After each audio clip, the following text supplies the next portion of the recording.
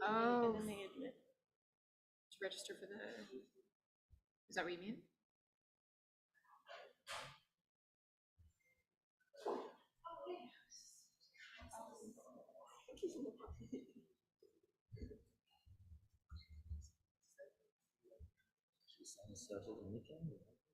I think we can message him to tell him. Sit next to just for the. Yeah, of course. Okay.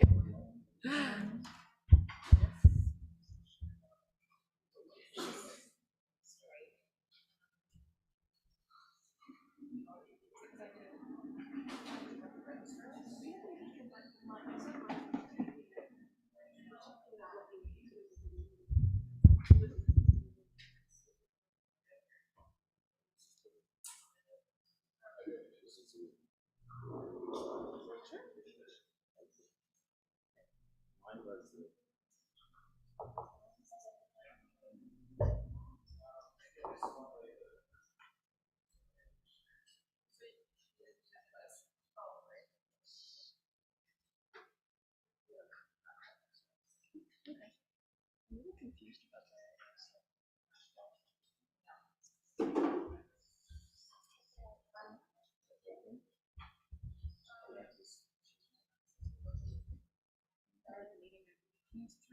Can I just get a thumbs up from maybe Tristan? Hi, Tristan. Can you hear me on the Zoom okay?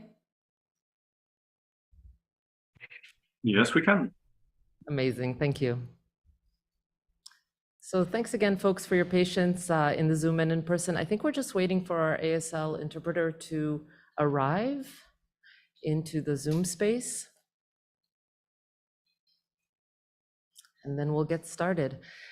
You also, if you've been to ForSpace before, may have noticed that we are working with a different microphone situation right now. Our sound system just died, so we're using our podcast mics as a backup. Doug is setting up an extra microphone here for you. If you in the audience at the feedback session towards the end have questions, we'll probably invite you to come up and speak into the microphone so the people on Zoom can hear you. Usually we would have been passing around the mic in the audience, but this is the setup we've got today. So thanks so much for your patience. And those of you on Zoom, I'm just so glad that you can hear us okay, and we're making it work. So thanks again for being in that space, and we'll be able to see and hear you just fine from the digital space into ForSpace, no worries.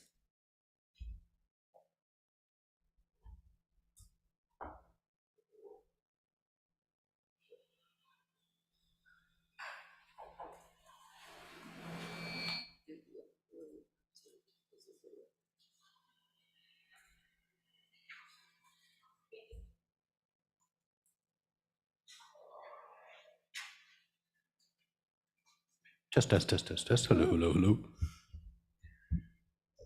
Ask your questions here. We need to shake off that like nervous last minute energy of everything going wrong, but everything being saved. So let's just like woo! Yes, we're feeling it. Okay. Okay, I think you're, if Roman shows up, should we get going, Lindsay, or what do you think? Yeah? Okay. All right.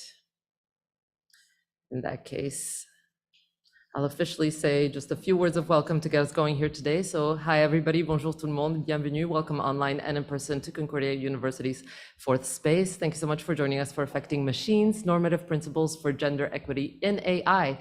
This workshop is created by an Applied AI Institute working group called Affecting Machines, who you'll hear from today. And it really aims to introduce participants to ways in which feminist design principles can be applied in AI research and development environments. So we're very excited to have you all today joining us for this session. I'll quickly mention that we are live streaming this to YouTube from ForSpace, which is located on unceded Indigenous lands here in Jagé, Montreal. And if you're new to Fourth Space, I'll mention what we do here. Well, we are Concordia's knowledge mobilization public space. We work with faculty, students, and staff to activate ongoing research projects and various initiatives with the goal of really co-creating knowledge and building some community. We do so by producing these kind of daily hybrid activities every day, Monday to Friday, that are free and open to the public. And we appreciate you joining us in the space today. I'll now be passing the floor to our colleague from the Applied AI Institute, Lindsay Rogers. Over to you, Lindsay. Thank you, Anna, and thank you to everyone at the Fourth Space for always making these so seamless. Can everyone hear me on this microphone? No, a little bit? I'll project. So just to give a bit of background, this Affecting Machines Working Group is part of a project put out by the Applied AI Institute, which was awarded a grant earlier in the spring. So we've been working for a few months closely with community partners to think about ways that we can improve gender equity within AI and STEM. So through this initiative, and can you switch the slides? Through this initiative, we've worked with various community partners, some of whom are here today. Thank you. And Erin from Women on Web will also be giving a bit of a presentation later to basically establish various ways we can intervene and improve gender equity. So some of those ways have been to establish a set of inclusive onboarding and recruiting practices for hiring, to increase representation of women who have contributed. And we launched that last week with a set of trading cards that will be available on the website. Today, we're going to talk about normative principles.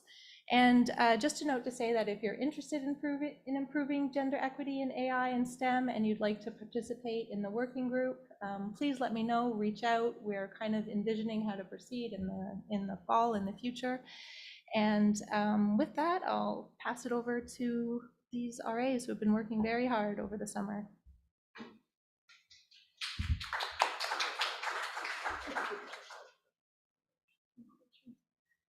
Hello, everyone. So happy to see you all here, both online and offline. Just a quick introduction of myself and my two colleagues. We have a clunky microphone situation, so bear with us. My name is Sabrina Ward-Kimola. I'm a PhD student here at Concordia in the communications department. Hello, everyone. I'm Juliette, and I recently graduated from the graduate diploma in communications, and my background otherwise is in philosophy and economics.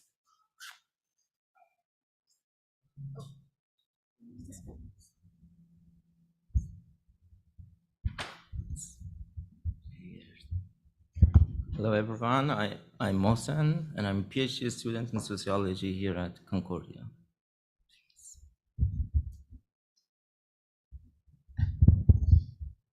Hi, everyone. I am not part of the research team, but have been very fortunate to be a part of this project in consulting in some of the research, some of the findings, and participating in this workshop.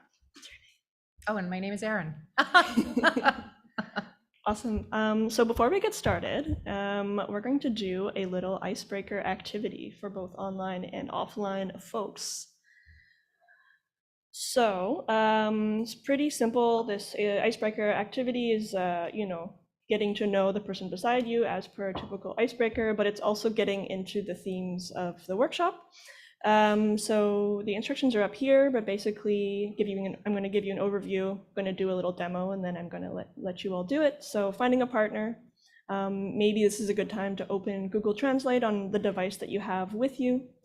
And it's going to be like a little interview between you and your partner just for a few minutes about 3 small questions: pronouns, your professional affiliation, and just your favorite movie. Writing the description of your partner's description in Google Translate, and ensure not putting a name. Translating the description, translating it back into English, and then with that translation, reflecting upon whether or not your partner's pronouns have changed. If yes, why? And this may be related to their pronouns. It may be related to their professional affiliation, their favorite movie, all these little variables have changed the outcome for us. So it's just a fun way to get to know each other. So for those who are in person, buddy up.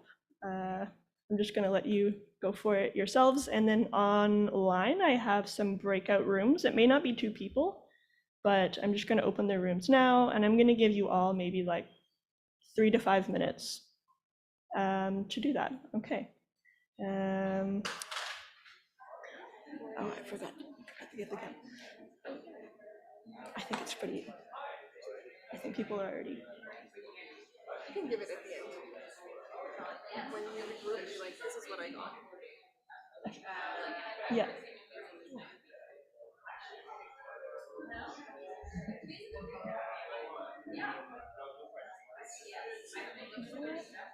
People are going into the breakout rooms.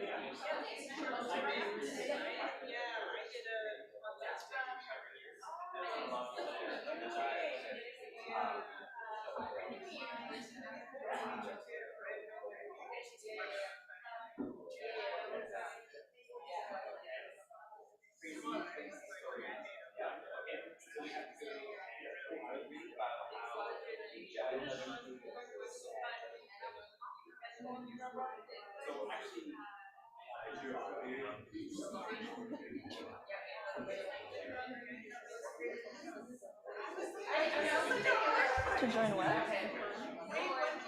The fun? Everyone has to.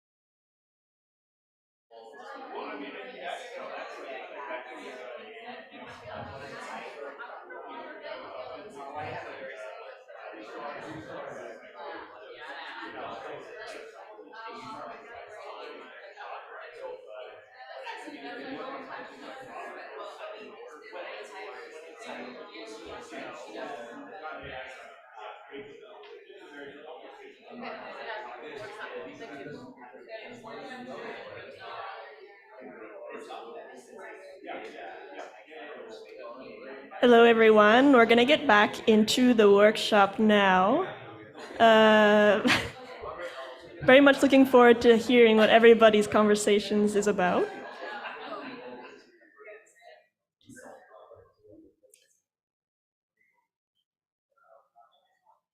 Thank you so much. It sounded like there was some good conversation happening with this icebreaker. I hope that it brought something interesting. I would be very keen to hear if anyone's translation was something strange, either online or offline. For myself,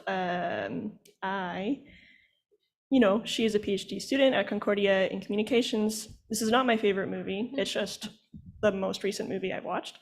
So translating it, and I'm translating it into Turkish, and it does go back, unfortunately, he is a PhD student at Concordia, favorite movie, not even a person, just favorite movie. Wasn't sure who, the subject is in that context, but, we can kind of take from this, historically speaking, unfortunately, higher education is a masculine coded thing, so I'm a he according to Google Translate. So wondering if anybody else had anything interesting come up. Yeah, for sure. We can't hear you, so you might have to come up here. Oh, there's a mic there. This is for audience if you want to speak into Zoom and everyone else in space. So, I'm a librarian and I became a she. Very interesting, yeah.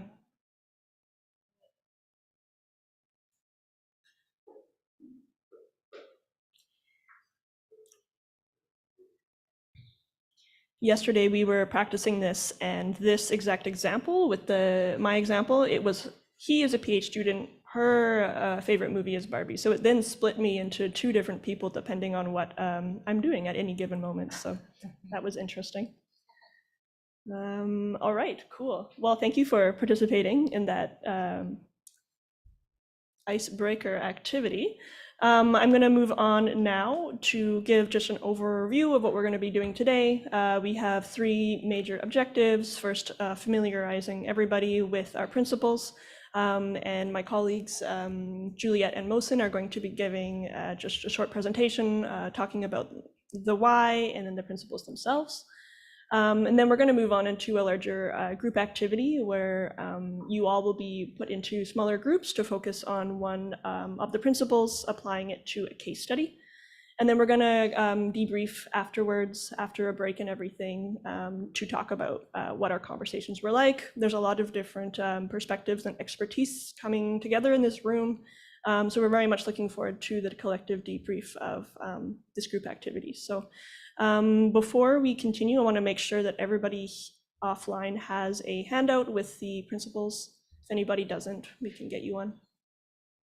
Yeah, they're just at the front at the table, and I'm going to be sending a link to the folks online with our document once I hand it over to my colleague to give you some more details on the problem or the purpose of our work this summer. Thank you. Yes. All right, so to start off this workshop and this activity, I think it'd be good to kind of situate ourselves in the current state of affairs as it relates to gendered representation in AI fields. So I'm gonna start you off with some stats. So in Canada, in 2018, women represented about 24% of the AI workforce. And today in 2023, overall in the world, women represent about 29-30% of STEM workers, but that decreases to about 12% for executive positions. And it's also notable to remark that these diversity statistics are very difficult to find, that they're also very newly available. They weren't really common practice before about 2015. So especially intersectional statistics that tell us about the representation of women of color or Black women or queer women or disabled women are almost impossible to find. But for example, in the United States in 2022, even though women represented about a third of the computing workforce, only 3% of that workforce was Black women and 2% Hispanic or Latina women. So that gives you an idea of what's going on right now. And obviously this lack of diversity translates into the systems that get created. So yeah, someone might wonder, why does that matter so much? And because AI is everywhere now. It's used in medical contexts, in finance and banking, in the legal system, in security and surveillance, obviously, and also just our social media algorithms, for example. So scholars like Timnit Gebru and Joy Buolamwini have shown that popular facial recognition systems, which are used in a myriad of different ways today, and that are powered by AI, don't recognize dark-skinned faces, especially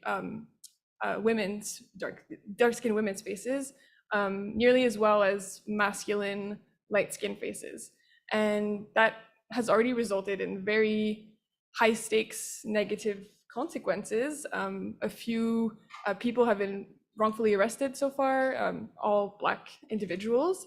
Just last week, a Black mother who was 8 months pregnant was arrested in her home when she was getting her kids ready for school, and released the next day because she wasn't the right suspect, and that was because of AI. Another example, during the pandemic, the COVID-19 pandemic especially, it's been heavily reported on that a medical device, also powered by AI, that's used to evaluate the level of oxygen in your blood, they're called pulse oximeters, also don't perform as well on dark skins, especially dark-skinned women.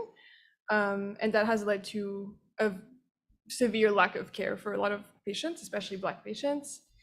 And ChatGPT itself, which is on everyone's radar today, has also been shown to have gendered biases embedded into its algorithms. Sometimes, depending on the prompt that you give it, will assume and kind of reinforce this really gendered division of work. So assuming that all doctors are men and all nurses are women, or nail technicians. So you get it.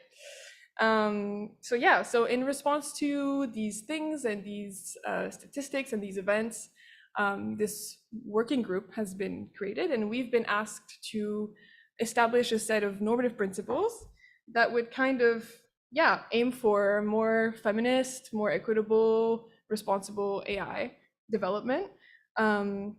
So yeah, they constitute to us a kind of goal of what AI should aim for and what it should be based on.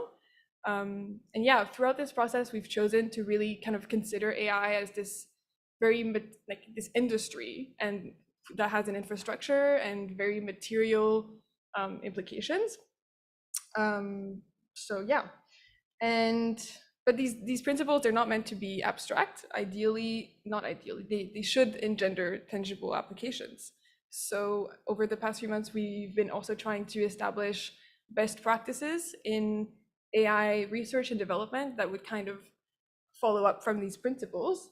And today we want to reflect on these principles with you and hear what you think of them, and how do you think they could be applied, and how this application would kind of depend on different contexts.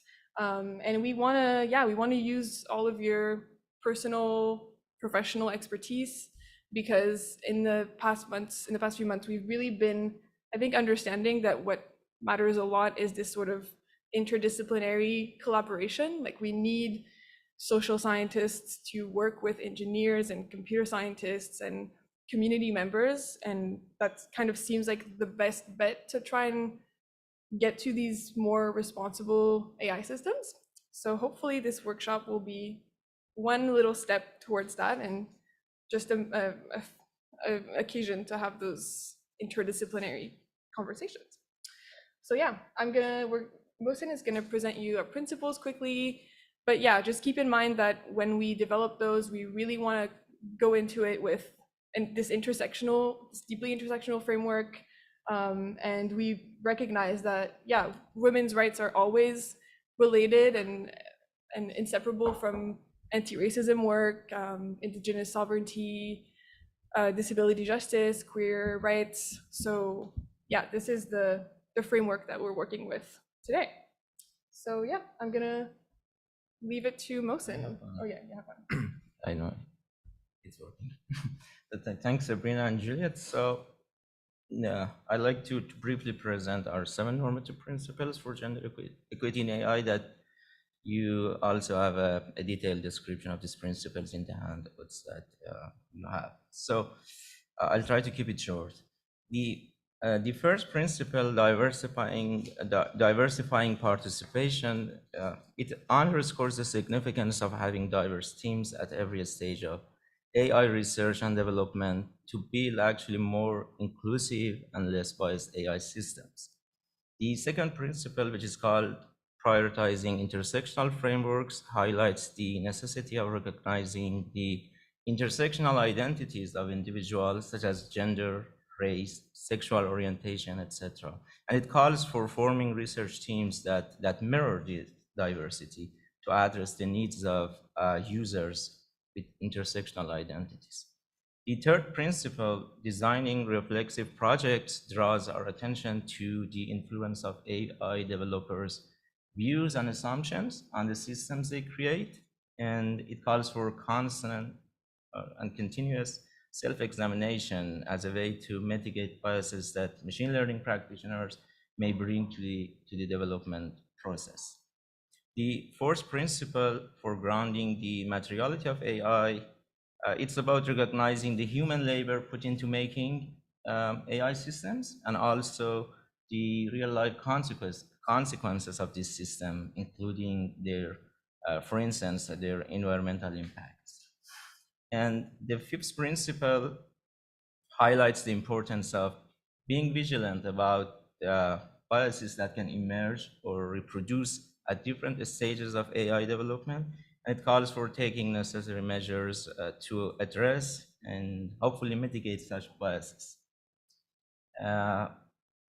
Ensuring transparency and accountability, that's our sixth principle, and it asserts that the development of AI systems should be clear, understandable, and interpretable to ensure auditing and detection of potential sources of bias.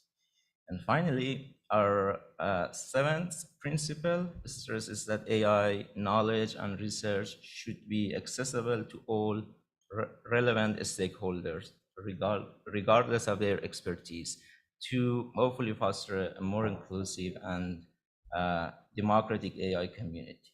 And in conclusion, I just wanted to mention that this principle wanted to act as a roadmap or blueprint for gender equity in AI. And they also shows this commitment to fostering things like inclusivity, critical thinking, transparency, and accountability in developing AI system.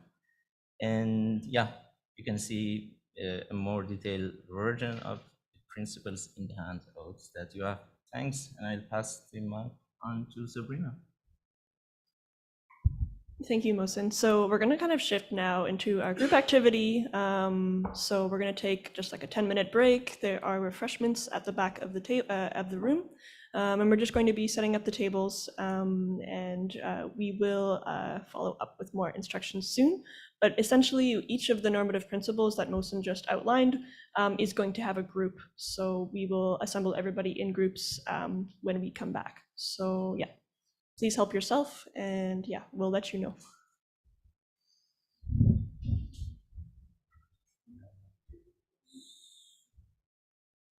We'll come back for 12:40.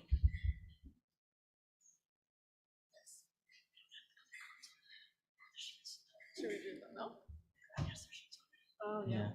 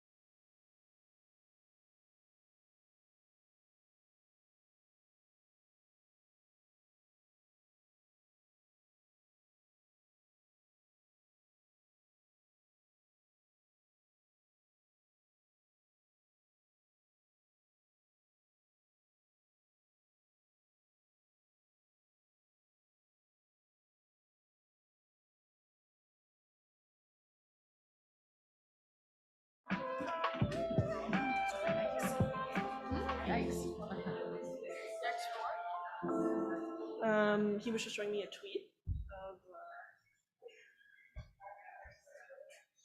Okay, we're going to get started with our group activity now, just in a few seconds.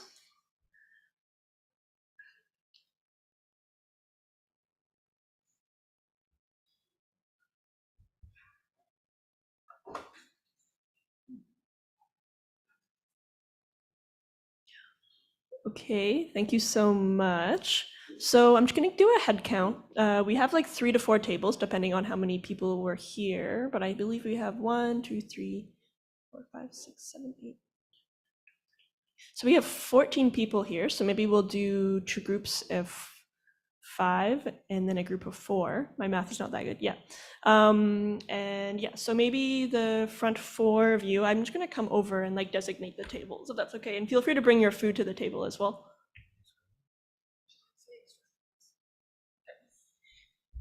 Yeah, you're gonna pick the group? Okay. No. Okay. Well, yeah, we're gonna place you in groups, and as Sabrina said, every group is gonna focus on one principle. And as you can see with your little handout, we have the principles and then a list of questions and discussion points.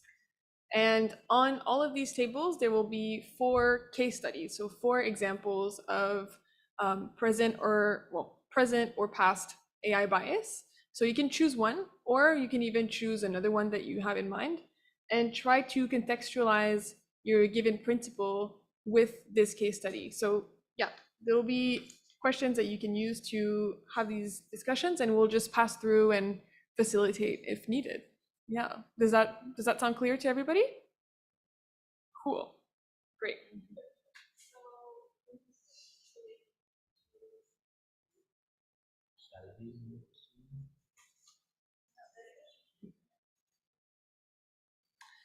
And for online people, it'll be the same thing.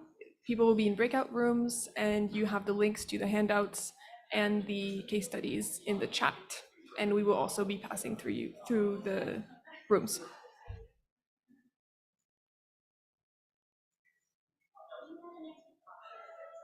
Yeah, I think they're in the front.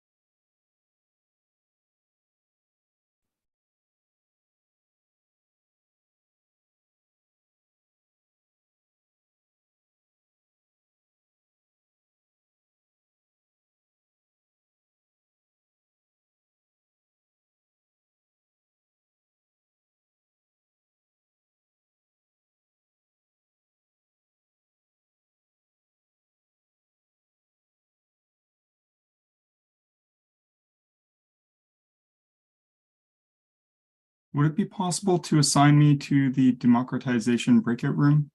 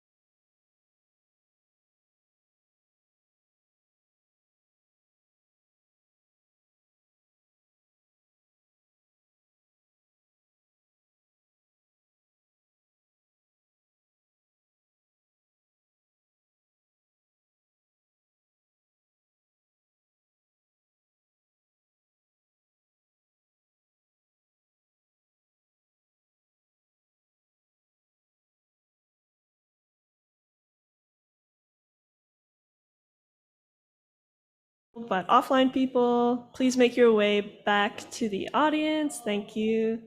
I can't scream. I don't think I can scream. It's really loud.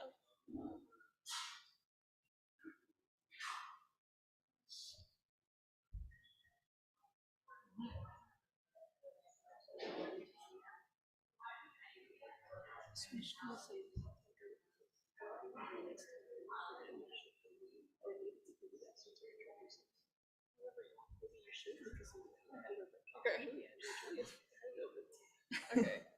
Is that okay? Yeah.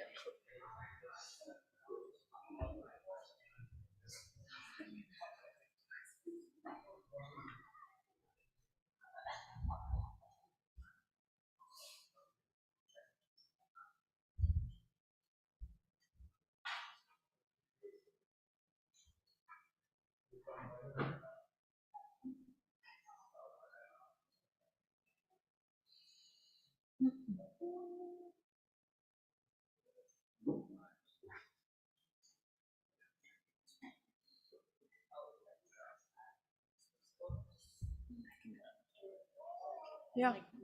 Yes. Yeah, great. All right, so waiting for everyone to regroup.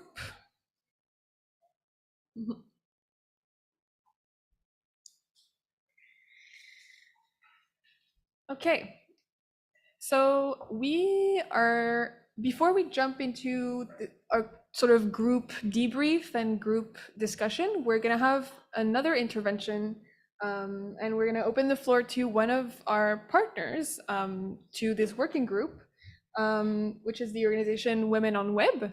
So Erin Assad is here today to represent the organization, and she's also gonna be saying a few words about her own experience of algorithmic bias and these sort of challenges, and how certain AI applications have material consequences on women and gender diverse people.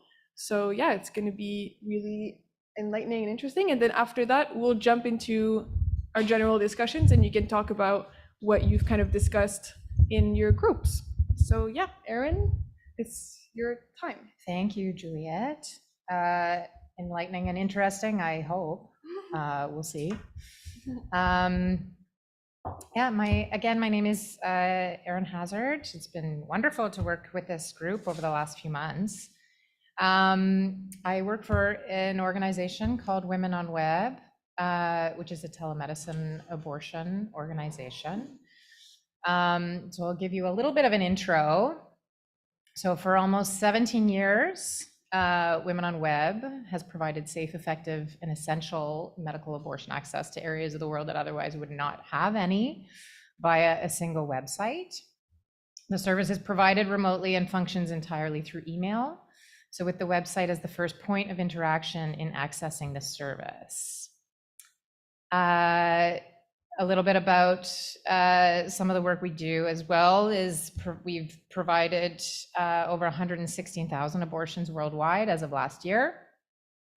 We've also answered 1.3 million emails, including both service requests and general health questions. And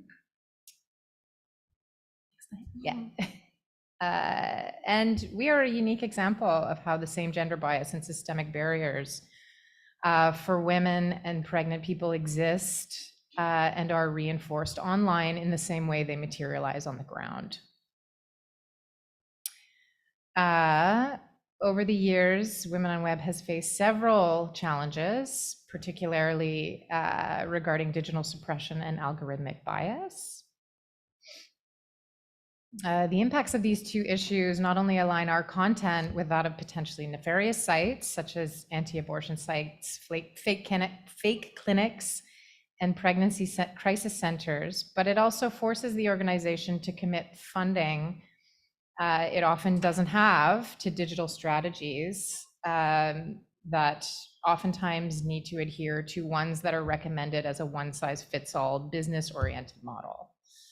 These models, though opaque in nature, clearly do not have the awareness to consider the needs or impacts of sites like ours on care seekers, and therefore cannot consider their importance.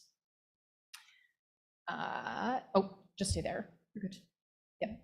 The consistent suppression of our work is in part due to the big tech business models that value engagement over accuracy, the reinforcing of norms and stereotypes surrounding mis and disinformation about sexual and reproductive health, as well as a lack of intentional recognition that safeguards essential health sites. This includes the lack of understanding and willingness to consider how abortion services have managed and been delivered, particularly since the COVID-19 outbreak. So multiple times a year, the various social media sites that the organization operates, as well as the main website itself, suffer censorship and content suppression. Our accounts regularly seem to violate policies that do not align with current sexual and reproductive health information and standards, such as those put forth by the World Health Organization, or poorly designed community guidelines on regulated goods. Our social media sites have seen posts flagged or removed for inappropriate content for basic reproductive health language. Since the overturning of Roe versus Wade, other sites and services similar to ours have had posts taken down or been flagged for illegal content. All of this having dire consequences for those searching for services. So for instance, we get censored for the use of words such as pregnancy.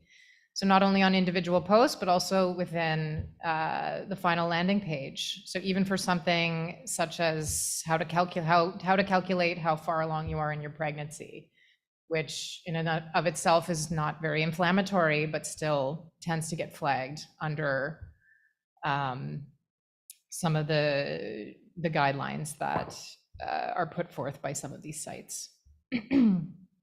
Since 2020, the main website has seen multiple hardships from Google's core update to its algorithm. The first being in May 2020, where the site lost almost 80% of visitors, to more recently when it lost 55% of visitors. These changes can arbitrarily and single-handedly determine the fate of digital services and block access to abortion care and accurate health information for thousands of people. So in short, simply the term pregnancy can be flagged to suppress vital information, and a standard algorithmic update can make the service invisible. What this indicates is a lack of critical awareness and has direct and dangerous impacts on various communities, specifically women and pregnant people, by leading to unsafe abortion and forced pregnancies, forcing people to pay or buy medicines from unsafe or exploitive sources, delaying or preventing access, and lending credibility to fake clinics. So what would potentially make a big difference in shifting these barriers for services such as ours would be standardized practices at the early stages of AI, machine learning and AI creation and development that recognize the importance of diverse participation and knowledge sharing when it comes to sexual and reproductive health rights. So since AI systems are made by humans, they should therefore be accountable for their impacts on humans. By standardizing evaluative metrics such as algorithmic updates without proper input on intersectional consideration, the level of gender bias or ignorance gets embedded in the process and subjects women and pregnant people to the same access problems they face in their own communities. So to address the proposed principles that this group has been working on, I'm just going to go through some of the principles and sort of align them with how they might be beneficial for an organization like ours. So more diversity at the early stages of AI creation would mean a greater awareness of the importance of health services, specifically for women, gender nonconforming, and pregnant people. The nuances of access could be discussed and implemented to give greater importance to singular services that address those needs.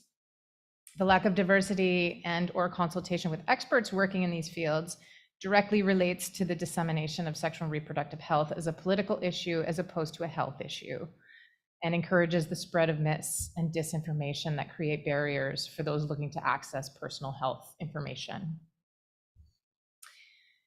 As the researchers pointed out, machine learning models are designed and developed by people, and data sets are never raw.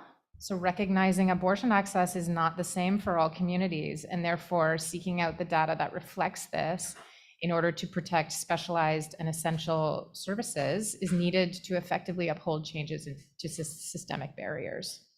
A lack of abortion access is compounded by intersectional factors, and health experts or members of the sexual and reproductive health community need to either be present or consulted in order to overcome this in human-made AI systems.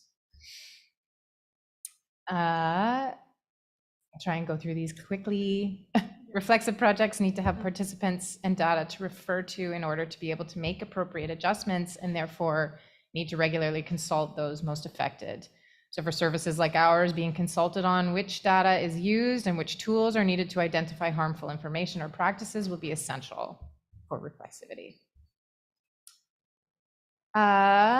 Sexual and reproductive health services and information sites hold real systemic consequences for communities if not widely accurate and available, particularly for marginalized or vulnerable communities. So those researching and developing AI systems need to recognize that abortion is fundamental healthcare and address this again as a healthcare issue and not as a political one.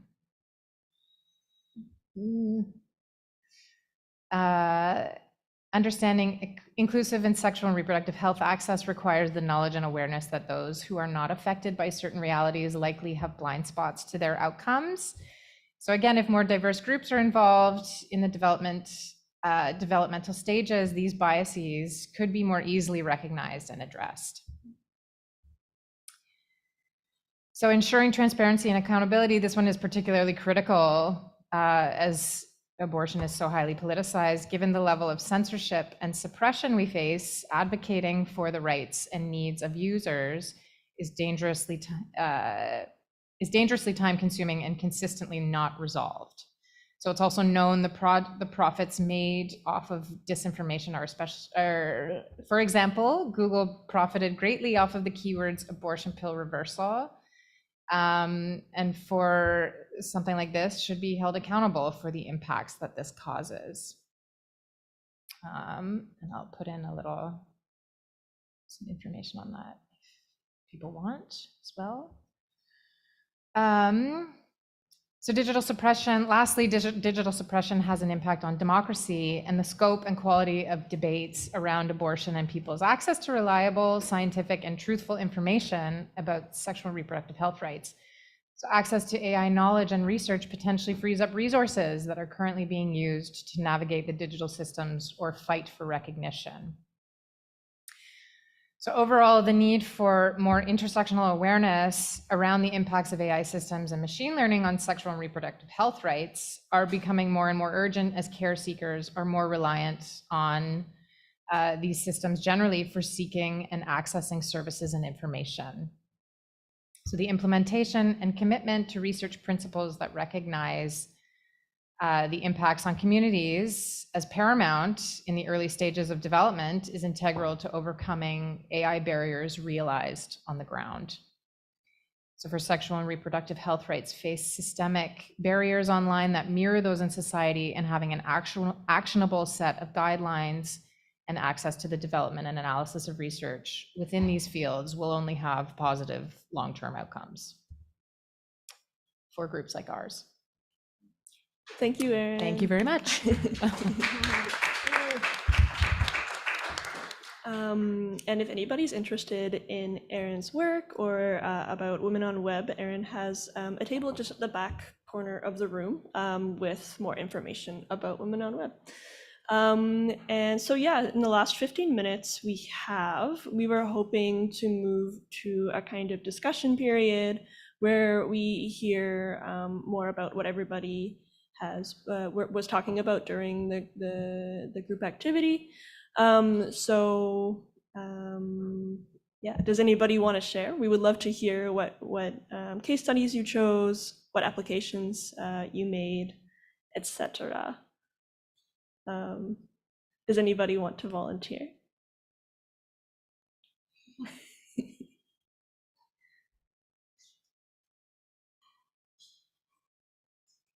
I was hearing some really interesting talks in those groups. I see some people smiling. Yes? Yeah, at the back. We have our official microphone over here.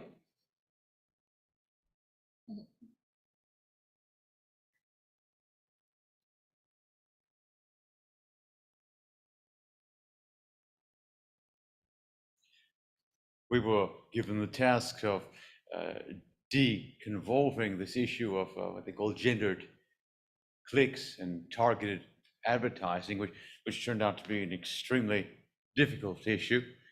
And the principle that we had to address was designing reflexive projects. Ultimately, I'm going to cut to the chase and tell you what we arrived at. In the process of making the applications more reflexive, we ended up marginalizing other groups than the ones we targeted, and that required an iterative process to ultimately converge to our solution. So indeed, there were potential benefits in trying to adopt normative principles, but there were also particular pitfalls that we had to try to avoid.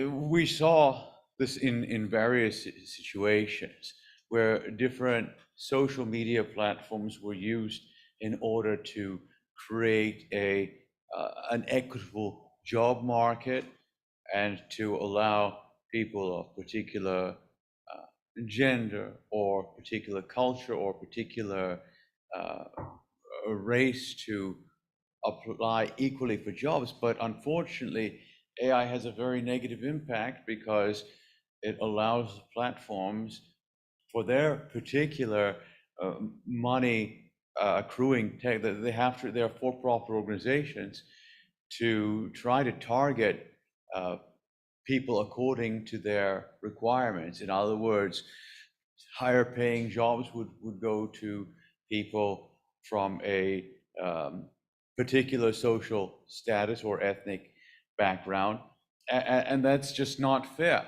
So unfortunately, a lot of the bias is by design, and there's no good answer that allows the companies to be maximally profitable and equitable at the same time. This was one context we addressed. Another one that I brought up, I thought was very important, was in the process of advertising that sellers or vendors would try to target particular individuals with greater susceptibility for buying certain products, those who could be lured into buying things they don't need, for example, for any particular reason, or people with cultural characteristics that would give them a higher affinity for certain products just based on certain recollections or I would say sentimentality. And this is quite unfair. Now, I proposed a more equitable solution, but I know that this would never fly, whereas people's identity in the process of using social media, in using vendor platforms and point and click architectures to be completely anonymized or pseudonymized so that their personal data would be kept aside, as well as any cookies that are on the platform they use, lest, of course, they choose to use their platform rather than borrowing somebody else's. This would be one way of circumventing these particular biases and ensuring more reflexivity in which people were better represented without allowing algorithms to be trained in order to exploit their psychological predilections, which unfortunately is the way of the world. Unfortunately, I'm not optimistic that this can be done, but with proper legislation, if our politicians are true to their words and true to their election promises in ensuring greater diversity, could come out and try to make greater mark and hold organizations, companies, and marketing teams to account. Thank you. Thank you.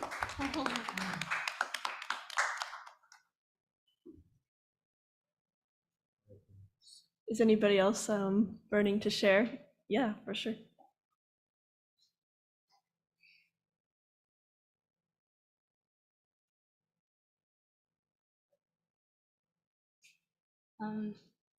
Sorry. So I'm still in 9th grade, so I'm still pretty young and not, yeah. And the case study we picked was the same one as the previous speaker.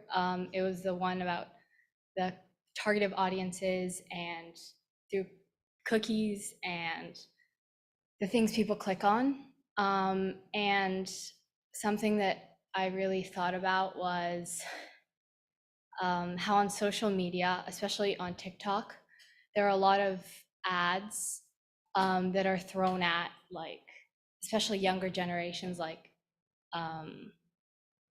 and how when people go on TikTok, they're very unconscious about what they're seeing and the decisions they're making about the ads they see.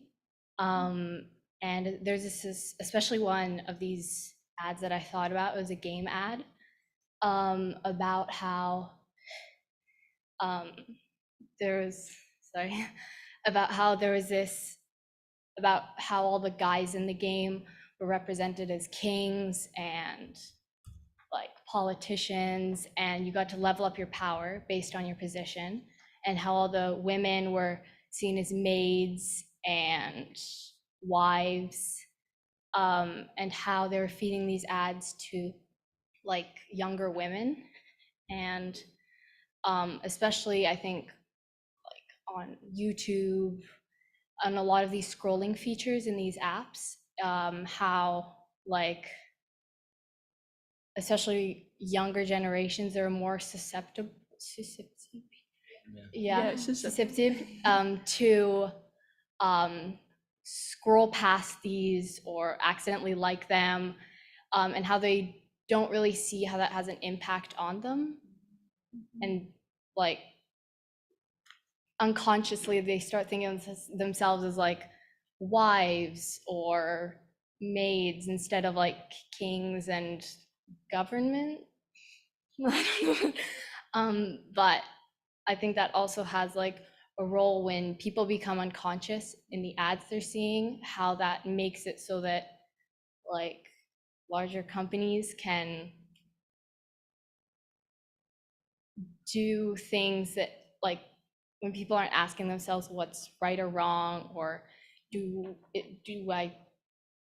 I think this is okay, do I not think this is okay, and how a lot of larger companies can use that to their advantage, especially for younger generations. And kind of like a feedback loop affirming like gender roles and this. Yeah, totally, that makes a lot of sense. So I think that's like what I really brought up in the group when we were talking about that. Cool, thank you so much. Thank you. So we have about 5 minutes left. We have enough time for maybe one more group to go. We can, online, we were having an interesting conversation. It looks like actually some people may have left. So anybody else in person keen to share one more?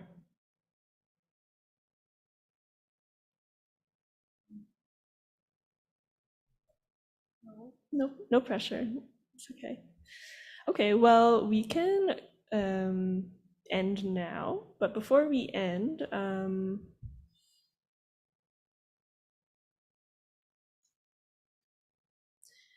just want to say thank you so much for everybody for coming. We have a website that will be coming out in the coming weeks. It's not quite ready yet, but watch out for it. We also have a survey for workshop feedback. We would love to hear your thoughts. We'll also circulate an email if you don't want to do this QR situation right now. But yeah, thanks again, everyone online and offline for coming. Thank you so much to the interpreters. Thank you to the Fourth Space team. Yeah, anything else that you want to say? Thank you, Erin. Thank you. For sharing more about your work, and thank you for everyone for participating and yeah, putting your minds to these examples and these case studies, and hopefully, yeah, that will lead every one of you to kind of notice these biases that are everywhere now a bit more and try to fight against them. Yeah, thank you, everyone. Thanks, everyone. And thanks again from everyone at Fourth Space for coming in person and online. We appreciate always, and you're always welcome to come for other events whenever and wherever. Well, here. I hope you guys have a wonderful afternoon. We're closing the Zoom now. Thank you. All right. Thank you. It's done. It's done.